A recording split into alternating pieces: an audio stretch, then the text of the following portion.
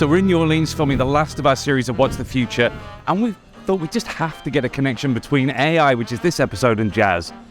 I couldn't think of anything, so I thought, what the hell, let's ask ChatGPT. So, New Orleans, jazz, and AI. AI has been used to explore and analyze the history of jazz in New Orleans. For example, researchers have been using machine learning algorithms to analyze historical recordings of jazz performances in order to identify patterns and features that are unique to the city's jazz scene. So there it is. AI is going to play an increasingly important role in all of our lives. It's going to help to protect us. It's going to help us keep us healthy.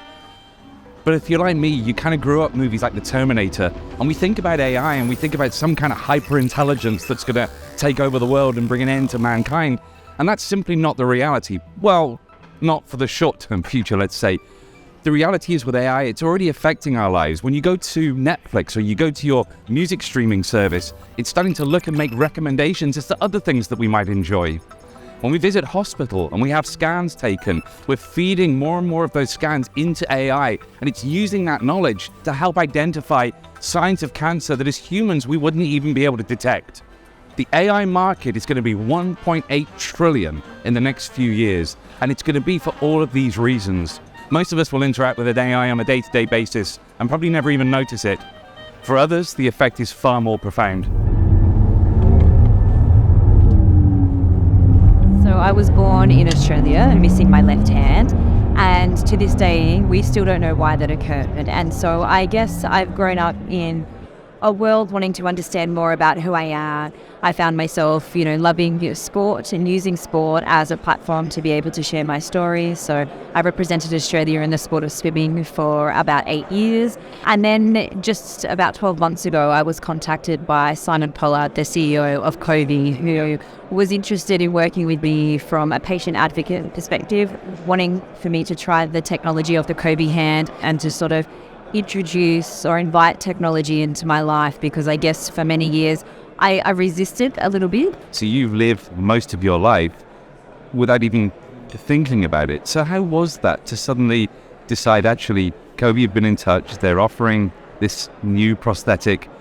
That must have been quite a conflicting feeling in your mind. Yeah, it was, because as you said, I don't know any different. I was born with one arm.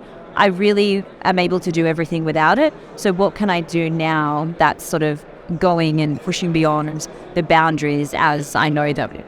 So now you've embraced technology. How far does that go?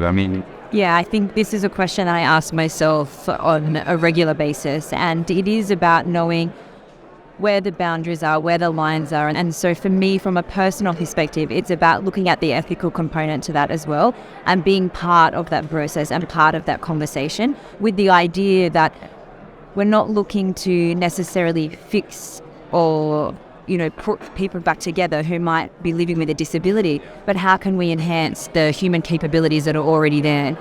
This sort of technology at the moment, it's not invasive in any way, and it's so remarkable. And the fact that my brain signals sending, messages to my muscles that then enable the computer to work, to get to a point, which I know we will, where that becomes so automatic that the computer is able to respond to whatever it is that I'm thinking. I'm now excited by that idea, because I think what it's doing is it's changing the perspective on which people look at technology and the way that they look at disability as well. We're already seeing AI have a profound impact on our lives. It's affecting different industries in different ways, but in such a positive outcome. But what's the future? Jessica's story really underscores the need for responsible AI. Well, companies like Google have established some key principles for developing their AI algorithms. The first one is fairness. Does the AI algorithm produce results that are fair and unbiased? Then there's interpretability. Can the results produced by the algorithm actually be thoroughly explained? Privacy.